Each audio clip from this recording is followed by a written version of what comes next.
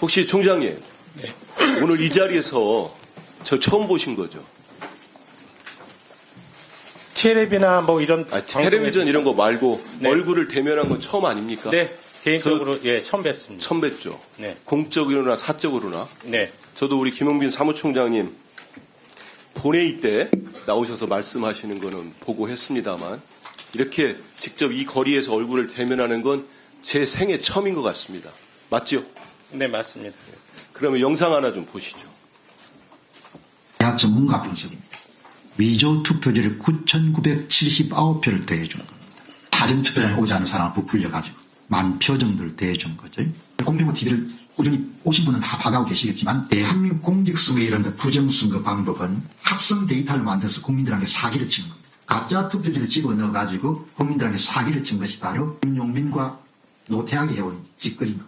서울 같은 경우는 3장당 1장을 집어넣은 겁니다. 진짜 가짜표, 진짜 가짜표. 모든 가짜표는 로마로 통하는 겁니다. 모든 이런 가짜표는 다 민주당 후보에게만 대기하는 겁니다.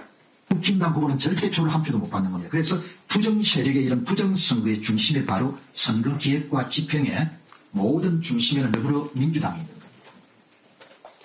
여기를 보면은 이 영상 처음 보셨습니까? 네,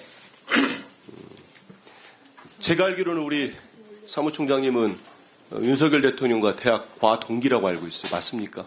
맞습니다. 제가 그 물어보는 건 저하고 전혀 관계가 없다는 얘기를 하는 겁니다.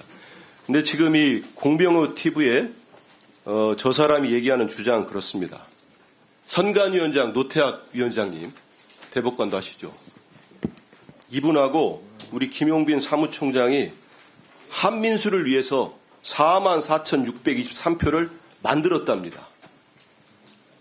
어떻게 생각하십니까? 오늘 처음 본 저를 위해서 이런 불법적인 행위를 하셨습니까?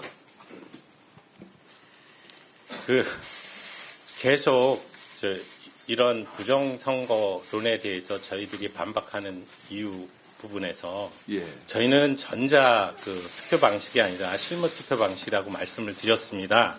지금 저 주장이 가능하기 위해서는 기본적으로 위조된 투표지를 지금 투표함에 넣는 행위가 반드시 있어야 되지 않겠습니까?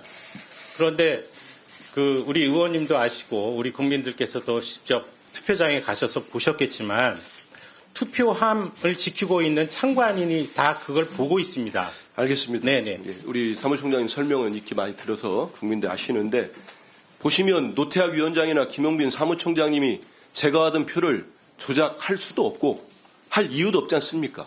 그렇습니다. 그러면 다음 한번 보십시오. 이 공병호 TV는 1월 10일 날 내란 선전죄로 더불어민주당이 고발한 유튜버 중에 한 명입니다. 근데 좀 전에 보신 영상을 올린 날짜가 1월 30일입니다. 고발이 돼도 여전히 이 제목 한번 보십시오. 이게 가능한 얘기입니까? 선관위 더러운 작업. 선관위 이런 식의 부정선거 음모론을 지금도 하루에 5개씩 올리고 있습니다. 이러한 가짜뉴스 어떻게 보십니까? 저희 나라뿐만 아니라 이 선진국, 미국을 비롯한 유럽이나 이런 선진국에서도 이 페이크 뉴스 때문에 많은 논란이 있는 것으로 알고 있습니다. 그런데 네. 보시면 다음 화면 보십시오. PPT 보시면 윤석열 대통령이 아시는 것처럼 최후 변론에서도 또 가짜뉴스를 얘기합니다. 우리 사무총장님의 같은 과 동기시기도 한데 가짜 부정 투표용지, 투표 결과가 납득하기 어렵다는 쭉쭉쭉 얘기합니다. 부정선거 음모론. 어떠한 근거도 되지 못하면서. 근데 최근 언론 보도 보면 그 앞으로 가보시죠. 노상원 전 정보사령관. 이분이 계엄 4대 임무 중에 부정선거 관련 콜센터 설치도 주문했다고 합니다. 이 보도 내용 보셨지요? 네.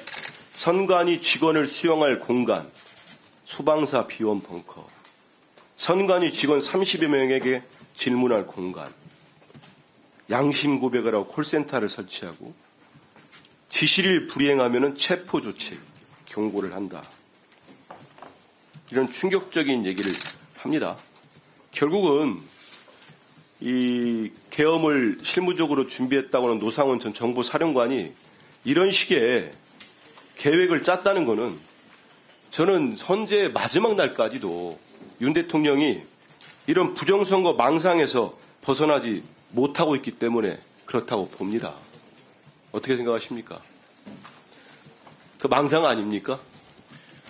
실제와 다르다고 몇 번을 말씀드렸습니다. 그게 거짓된 생각이지요, 결국은. 네. 실제와 다른 있을 생각을 수도 가지고 있는 겁니다. 네, 있을 수도 없고 예. 기본적인 전제 조건에서 아까 보여드렸던 일장기 투표 관련한 부분은 부정선거를 주장하시는 분들의 기본 그 부정선거의 요인 자체는 사전 그 투표값에 알겠습니다. 있습니다. 그런데 지금 논의되는 이 일장기 투표는 본투표지에 네. 대한 겁니다. 맞습니다. 네. 그 넘겨주십시오. 일장지 투표지를 말씀하셨으니까 시간이 참 많이 가고 있습니다. 좀 전에 말씀하신 것처럼 일장지 투표지 있을 수가 없는 겁니다. 네. 아니 그것뿐만 아니라 그들이 주장하는 논리에도 어긋난다는 취지입니다. 맞습니다. 본투표에서도 저런 그러니까 선거 부실로 인한 것은 맞는데 부정선거에 소위 그 조작된 부정선거가 있으려면 사전 투표값을 조작을 해야 된다는 것이 전제가 되는데 이것은 그거하고 관계가 없지 않습니까? 네. 네.